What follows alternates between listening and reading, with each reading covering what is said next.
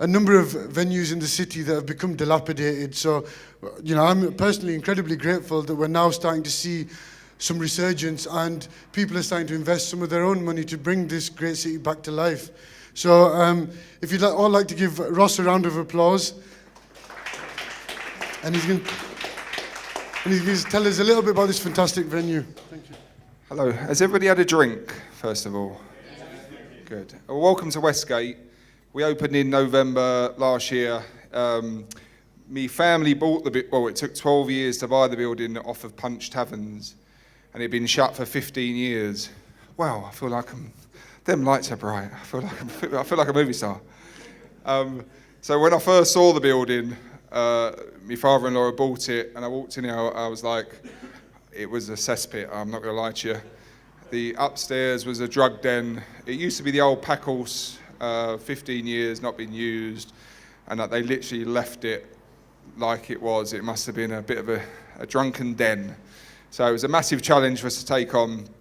We spent about £150,000 on it to redevelop it. The original idea was something new and modern for Bradford, based on like a New York warehouse nightclub. Pre-Christmas, we're absolutely rammed. Problem with Bradford, we only open Wednesdays to Saturdays, and midweek is normally quiet, and I do the rounds locally, so we do struggle for that midweek trade. We're relaunching our new sort of rock and roll bingo, pool table, table tennis, darts in the week. He's starting next week, so same with a lot of the bars in the city really, unless you're willing to do 11 o'clock karaoke in the day and very cheap booze, then you do struggle for weak trade. So for me, what we're missing in the city is that infrastructure, the workers, the businesses. So I think that's what, speaking here, part of the whole thing is to try and get new businesses into the city. We built the roof terrace. We've just finished our roof terrace bar. I was hoping to open it tonight, but unfortunately Yorkshire weather is as it was, so raining. So we've got a new bar that's opened upstairs, covered heated roof terrace, and some nice seats for the summer. We're launching it for the Tour de Yorkshire on Sunday. And we've just started a new project down on Ivegate, 21 Ivegate. So it used to be Philip Smith's Pie Shop. It was one of the most famous pie shops in the city, or the most famous back in the war and before and beyond. So we're gonna.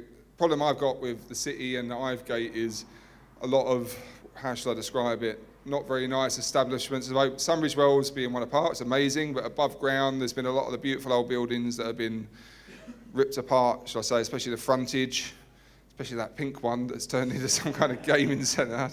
Oh, it drives me crazy. So we're going to go back to a bit of history. It's going to be called Smith & Co.